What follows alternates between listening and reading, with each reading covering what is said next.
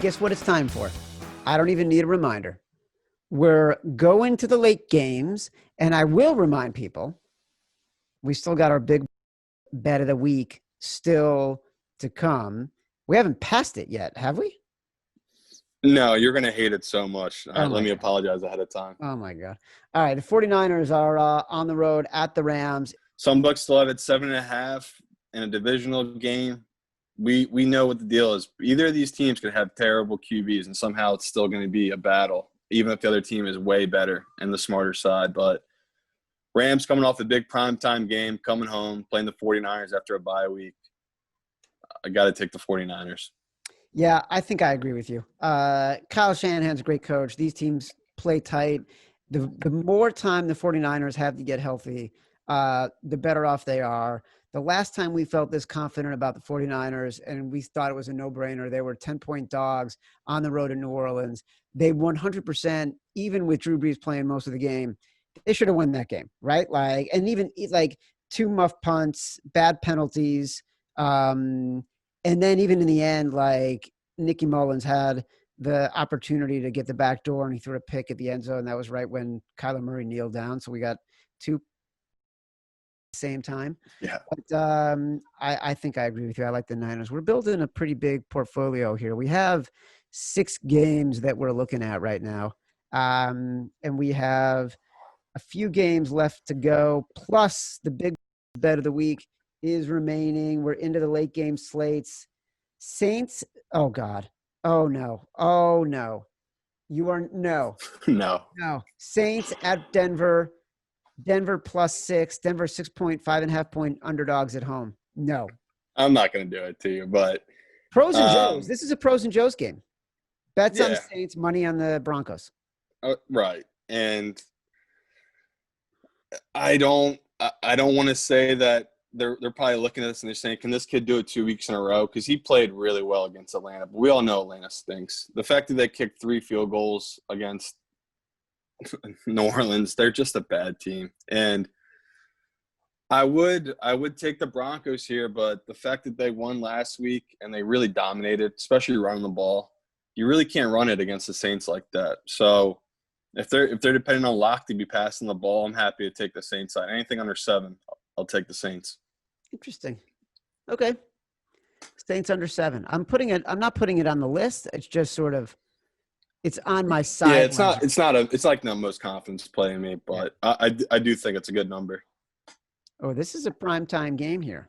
Primetime spot. This will be the Fox America's Game of the Week, 4:25 Eastern kickoff. Chiefs, this is when we're like, doing our 3:00 turkey and nap time. Chiefs 2.5 point favorites, 3.5 point favorites on the road at Tampa. Can tired Tommy have rested up enough to compete against Pepe, Patrick, and the Kansas City Chiefs? Oh God, a little scary that it's moved up to 3.5 because it was at 3 for a while. Can't do it. Can't take the Chiefs. Can't take the Bucs here. It's too scary that the Chiefs can just what they can do on this offense. But it's the right side. You got to take the Buccaneers 3.5 at home after losing a primetime game against the Chiefs, who made that comeback look so easy. They're due for a bad one. I just can't see the Chiefs going 15-1, and this feels like one of those games that they're going to drop this year. Chiefs are a 13-3 team, 14-2, and eventually they got to lose a couple games here. And this is a classic letdown spot where the Buccaneers should cover that number and win this game. So I'm happy to take the Buccaneers. Happy to take them in the contest. Take them. It's up to you because we do have a lot of ugly dogs, but this is like this is a dog that I feel like only pros are going to be on. Who in the public's going to be taking the Buccaneers? So it's up to you. I do like the number. I like that it's 3.5. Okay. All right. We're down to the Sunday night game and the Monday night game. We haven't done our big bet of the week. If you make me bet the Bears 8.5 point dogs, 8.5 point dogs on the road at Green Bay, This isn't it. No, I No, refuse. And I no, refuse to make our fans put their no. money on it, too. This isn't. I knew as soon as I started saying it, I knew it was going to be the Eagles. You're going You to have to. bet the Eagles. Oh, my God. All right, Yeah. hold on. Let's talk about the Bears for a second. They suck. They suck. They're banged up. Too many injuries. It's like this slide has just been crazy. We talked about the fact that they were 5-1 and now where they're at now. It's insane to think about, but I can't do it. It's too high of a number. I had this at 7, so you're getting good value on the Bears, but I'm not going to make you put it in. But the Bears, that's a good number. You should take the Bears at that number, but we're not going to put it in.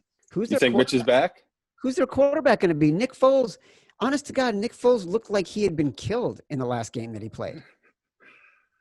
I don't hate the idea of bringing Mitch back at this point. At least you can just let him burn out the rest of the season. If he can win a couple games and get you guys in the playoffs, that's a great story. But at this point, I just think that both bridges are burned. Like Nick Foles won't be back next year, and neither will Mitch. So I'm indifferent on who they play quarterback.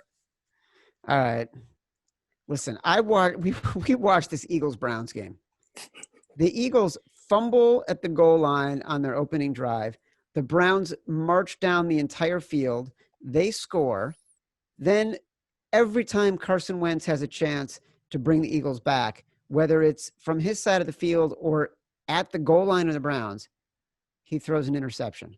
So we lose that game, which we absolutely should have won because Carson Wentz is a dumpster fire, which makes me think, is Jalen Hurts terrible because he's never in the game? But like now we're going into the last game of the week, Monday Night Football. We got our big bet of the week. This is clearly it because we haven't used it yet. And it's the Eagles who are disgusting. And people were tweeting at you how disgusting the Eagles are. And you're going to go on a podcast, a massive podcast with a growing audience, getting bigger. The audience is getting bigger. We have more downloads before 1 p.m. kickoff this past Sunday than any show we've done all year, 11 weeks into the season, after a losing week. And you want to tell the good people listening to this show to bet the Eagles at +5? Yeah, this is big bet of the week. We talked last week. We love the Eagles. Still think it was a smart side. Carson Wentz gave up 9 points himself. He sucks. You're right. I was wrong. He has moments of brilliance where he looks like a top 5 quarterback, and then he has other moments where he looks like a first-year starter. But Seahawks coming across country after a big win, primetime game, everyone in the world is going to have this number teased down. Everyone's going to have the money line in their parlays.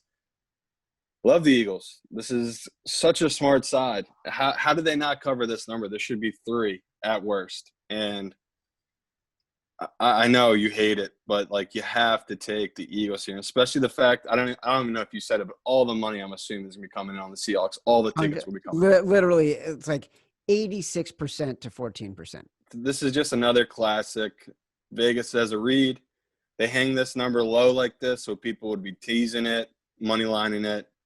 I love the Eagles this week, and as long as it stays above 3, I'm happy to take the Eagles. All right, so as usual, we have about 7 games that we will be thinking about, that we will text about on Sunday morning. So reminder, everybody go follow at Simon Hunter in the Action Network app. You'll be able to see what we lock in. Also, go sign up, actionnetwork.com. Get a Black Friday special, 50% off, $49.99 for access to everything we have. Everything we have. Go get it. actionnetwork.com. Go sign up. Right now, we like Washington +3. We like the Minnesota Vikings. We like the Minnesota Vikings at -4. We like the Falcons at +3.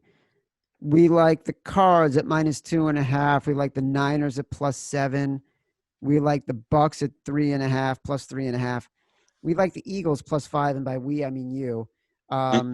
But I do think I think we've got a couple like Washington, Minnesota, and Atlanta. I feel like we feel very confident about those. Yeah, those are smart sides. And we'll do my survivor pool. So like I said, every pick I've made is the same one except last week. So I already used Miami, so I can't use them against the Jets again. This is a hard week Survivor contest. I got the Rams I can use, or I got Buffalo. And both are scary. Both are like we're hitting that point of the season where you got to start taking these teams that make you uncomfortable. And I don't know.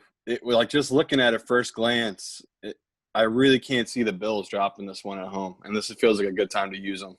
Well, listen, you're going against everything Matt Mitchell believes in, which is happiness. That's true. That would be very our podcast on form. If we get knocked out one Survivor contest last week, we get knocked out another one the following week. I'm with you, though. I don't disagree. I think the Bills are probably the right side there. The Chargers, like, let's not get caught up in the fact they beat the New York Jets by 6 points. Yeah. Just not that big of a win.